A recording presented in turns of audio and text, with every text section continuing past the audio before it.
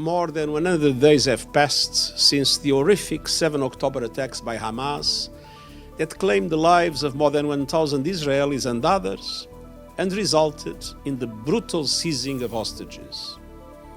Every day, I think of the anguish of the families I met. I once again demand the immediate and unconditional release of all hostages. In the interim, they must be treated humanely and allowed to receive visits and assistance from the International Committee of the Red Cross. The accounts of sexual violence committed by Hamas and others on October 7th must be rigorously investigated and prosecuted. Nothing can justify the deliberate killing, injuring, and kidnapping of civilians or the launching of rockets towards civilian targets. At the same time, the onslaught on Gaza by Israeli forces over these 100 days has unleashed wholesale destruction and levels of civilian killings at a rate that is unprecedented during my years as Secretary General. And the vast majority of those killed are women and children. Nothing can justify the collective punishment of the Palestinian people. The humanitarian situation in Gaza is beyond words. Nowhere and no one is safe. Traumatized people are being pushed into increasingly limited areas in the south that are becoming intolerably and dangerously congested. While there have been some steps to increase the flow of humanitarian assistance into Gaza, life-saving relief is not getting to people who have endured months of relentless assault at anywhere near the scale needed. The long shadow of starvation is stalking the people of Gaza, along with disease, malnutrition, and other health threats. And I'm deeply troubled by the clear violation of international humanitarian law that we are witnessing. Last week, Under Secretary General Sigrid Kaag began her work as Senior Humanitarian and Reconstruction Coordinator for Gaza, in line with Security Council Resolution 2720. I ask all states and parties to the conflict for their full cooperation, as she also works with members of the Security Council and regional actors to deliver on the mandate set in the resolution. An effective aid operation in Gaza or anywhere else requires certain basics. It requires security. It requires an environment where staff can work in safety. It requires the necessary logistics and the resumption of commercial activity.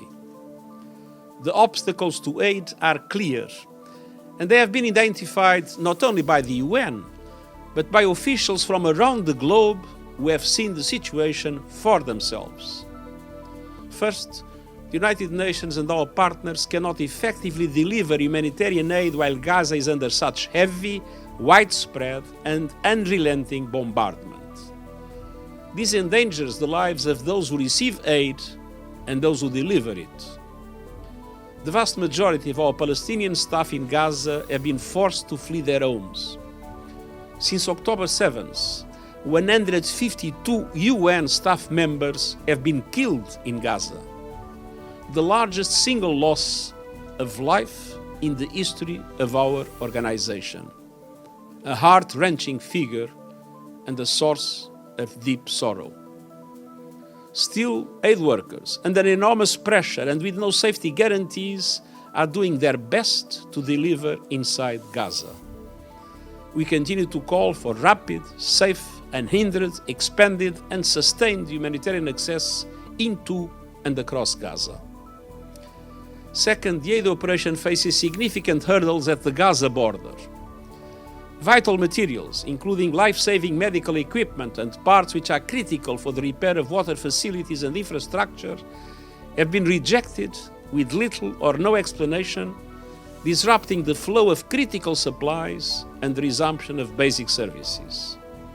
And when one item is denied, the time-consuming approval process starts again from scratch for the entire cargo. Third, the aid operation faces major impediments to distribution within Gaza. This includes repeated denials of access to the north, where hundreds of thousands of people remain. Since the start of the year, just 7 of 29 missions to deliver aid to the north have been able to proceed. Large stretches of agreed routes cannot be used due to heavy fighting and debris, with unexploded ordnance also threatening convoys.